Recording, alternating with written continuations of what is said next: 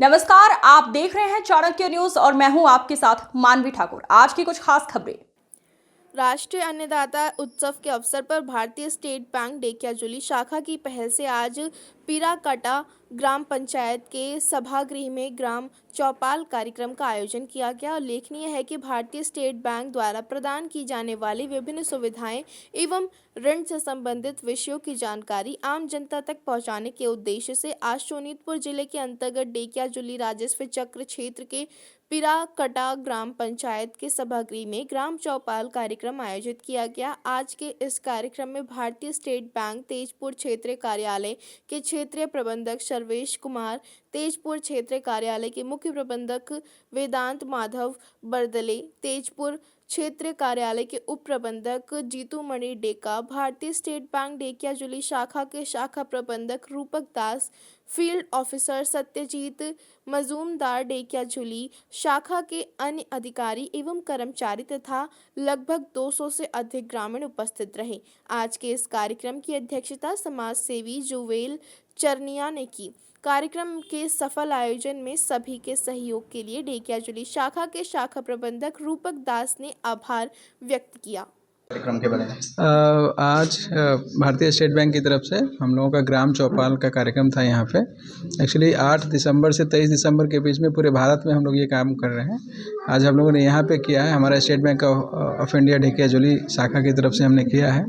हम किसानों को वही बता रहे हैं कि आपके लिए बैंक क्या कर सकता है, डिपॉजिट स्कीम हो या फिर लोन क्या दे सकते हैं, PMJJY PMSBY जो आपका इंश्योरेंस स्कीम है उसी के बारे में हम लोग बता रहे हैं। और साइबर क्राइम के बारे में भी हमने बोला कि कैसे आप अपना पैसा सेव रख सकते हैं, कैसे उनके चंगुल में नहीं आए जो आपसे OTP मांगते हैं या फिर आपको डरा धमका के आपसे पैसा लेना चाहते हैं। उसके अलावा हमने इनको ये भी बताया है कि लोन लेना है तो लोन वापस भी करना है, सो दैट आपको बाद में भी बैंक और ज़्यादा हेल्प कर सकता है और आपकी फैमिली मेम्बर जो भी फ्यूचर में बैंक के साथ जुड़ सकते हैं उनको हम सहायता दे सकते हैं। हमने यही जागरूक करने का कोशिश किया है। बाद में हमारी टीम यहाँ पे है, वो लोग और भी किसी को इंडिविजुअल ज़रूरत होगी कि और कोई लोन चाहिए क्या चाहिए तो ये लोग और जवाब देंगे। सरकार की तरफ से कभी कभी बताया जाता है कि लोन माफ़ किया जाएगा, तो उस बारे में आप लोग क्या बोलना चाहिए? सरकार अभी तो लोन माफ़ होता नहीं है। मेरा जितना दिन का बैंक का अनुभव है अब तब से आई थिंक 1 या 2 बार ही माफ़ हुआ है, तो लोग उस पे नहीं आए। अगर लोन माफ़ होता भी है बट फिर भी एक आदमी ने बताया अभी उन्होंने कि जब तक आपका लोन राइट ऑफ या किसी और स्टेटस में है तो आपका लोन मिलता नहीं है बाद में। तो जो पैसा हमने लिया है वो वापस करना ही है। আজি অনুষ্ঠানটো ইতিমধ্যে আমাৰ আগৰ ৰিজনেল মেনেজাৰ শ্ৰী সৰ্বেশ কুমাৰ ছাৰে বহলাই কৈছে। আমাৰ এইটো 8 ডিচেম্বৰৰ পৰা 23 ডিচেম্বৰৰ ভিতৰত আমাৰ গ্ৰাম চৌপাল বুলি এটা অন্নদাতাসকলৰ কাৰণে এটা ধন্যবাদ হিচাপে এটা মিটিং এটা কৰা হয়। আজি 19 ডিচেম্বৰ 2025ত আমি পীৰাকাটা অঞ্চলত এই মিটিংটো পাতিলোঁ। গতিকে এইটোত বিশেষকৈ আমাৰ আগতীয়া বক্তাসকলে এই বিষয়ে বহলাই কৈছে। 2-3টা বস্তু মই ৰাইজক কৈ দিব বিচাৰিছোঁ আপোনালোকৰ মাধ্যমত, সংবাদ মাধ্যমৰ থ্ৰুত। যদি কিবা এটা চাইবাৰ ক্ৰাইমৰ প্ৰব্লেম এটা হয়, 2টা নম্বৰ আপোনালোকে মনত ৰাখিব। এটা হ'ল 1930 আৰু এটা খুবেই সাধাৰণ নম্বৰ 18001234। এই 2টা নম্বৰত লগে লগে আপোনালোকে কল কৰিব। কাৰণ এনেকুৱা কিছুমান সময়ত ফ্ৰডবিলাক হয়, ধৰক ৰাতি 9টা-10টা বজাত হৈছে, তেতিয়া আপুনি কোন মেনেজাৰক কল কৰিব, কোনটো ব্ৰাঞ্চত যাব, কি কৰিব, তেতিয়াহ'লে এই 2টা নম্বৰ কল কৰাৰ লগে লগে আপোনাৰ কমপ্লেইনটো ৰেজিষ্টাৰ হৈ যায়। আৰু ইতিমধ্যে আমাৰ RM ছাৰে কৈ গৈছে চিভিল যিটো হয় এইটোৰ বিষয়ে আপোনালোকে অলপ জাগ্ৰত থাকিব। এইকাৰণেই কেতিয়াবা কি হয়, যিজন দিব নোৱাৰা মানুহ, এইটো আমাৰ বেংকৰ ফালৰ পৰা বিভিন্ন ধৰণৰ স্কিম আহে ৰাইট অফ কৰাৰ কাৰণে, কম্প্ৰমাইজ কৰাৰ কাৰণে। কিন্তু কম্প্ৰমাইজটো যদিও আমি বেংকে কৰি দিওঁ আমাৰ প্ৰভিজন হোৱাৰ পিছত, কিন্তু একচুৱেলি ৰাইজৰ কাৰণে এইটো ইমান এটা ভাল বস্তু নহয়। কাৰণ এইকাৰণেই ভাল নহয়, যিটো এমাউণ্ট কম্প্ৰমাইজ হৈ যায়, যিটো এটা সৰু সৰু এমাউণ্টৰ কাৰণেও 1000, 2000, 5000, 10000 কিবা এটা কম্প্ৰমাইজ আপোনালোকে ছেটেলমেণ্ট কৰে, সেইটো সময়ত হয়তো আপোনালোকে আনন্দ লাভ কৰিব পাৰে। পিছলৈ যেতিয়া আপোনালোকে নতুন এটা লোন ল'বলৈ যায়, এই চিভিলটোৱে আপোনালোকে বহুত অসুবিধা কৰে। বহুত লোন আছে, PMEJB লয়, PMRY লয়, লোন আগতে লৈছে, লৈ পেলাই সৰু সৰু এমাউণ্টত ছেটেলমেণ্ট কৰিছে।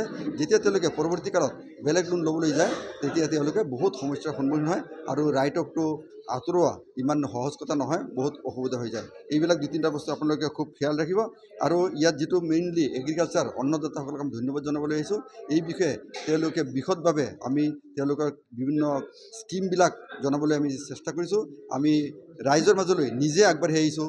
ৰাইজ আমাৰলৈ যাব, আমি ক'ম, ইয়াতকৈ ৰাইজ ইয়াৰ অঞ্চলৰ ৰাইজসকলক আমাৰ ৰিজনেল মেনেজাৰ, মই, আমাৰ এই গাঁও অঞ্চলৰ মানুহসকলক তেওঁলোকে ধুনীয়াকৈ বুজাই দিছে। এইখিনিতে তেওঁলোকে যাতে উপকৃত হ'ব এইটো মই আশা ৰাখিলোঁ।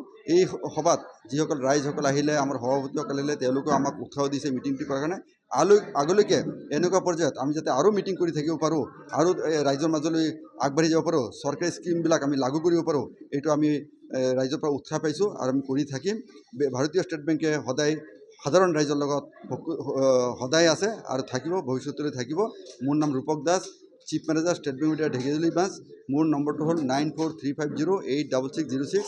কিবা আপোনালোকক সুধিবলগীয়া থাকিলে মোকো ফোন কৰিব পাৰে, কোনো অসুবিধা নাই। মই আননোন নম্বৰো পিক আপ কৰোঁ। আৰু এটা চাইবাৰ ক্ৰাইমৰ বিষয়ে এটা সাধাৰণ কথা কৈ দিছোঁ, আপোনালোকে কেতিয়াও OTP আৰু লিংক টাচ নকৰিব। এইটোৰ ওপৰত বেছি গুৰুত্ব দিয়া হৈছে, কাৰণ বহুত ধৰণৰ বহুত প্ৰব্লেম হৈ আছে। গতিকে OTP আৰু লিংকটো যদি সঁচাকৈ সঁচা অৰ্থত কাৰোবাক দিব লাগে, তেতিয়াহ'লে আপুনি কি কৰিব, ব্ৰাঞ্চৰ লগত আগতে যোগাযোগ কৰিব, আমাৰ লগত যোগাযোগ কৰিব। এইটো সঁচা নে মিছা, যদি কেতিয়াবা সঁচা অৰ্থতো আমি OTP বিচাৰোঁ বা লিংক আমি দিওঁ, কিন্তু এইটো আপোনালোকে আগতে এইটো ভেৰিফাই কৰি ল'ব। ভেৰিফাই কৰি লোৱাৰ পিছতহে আপোনালোকে দিব। ইয়াতকৈ বেছি কৰিলে আপোনালোকে বিপদত হ'ব পাৰে, আৰু এই সংক্ৰান্তত অলৰেডি বহুত মানুহ বিপদত পৰিছে। ধন্যবাদ থাকিল আপোনালোকক।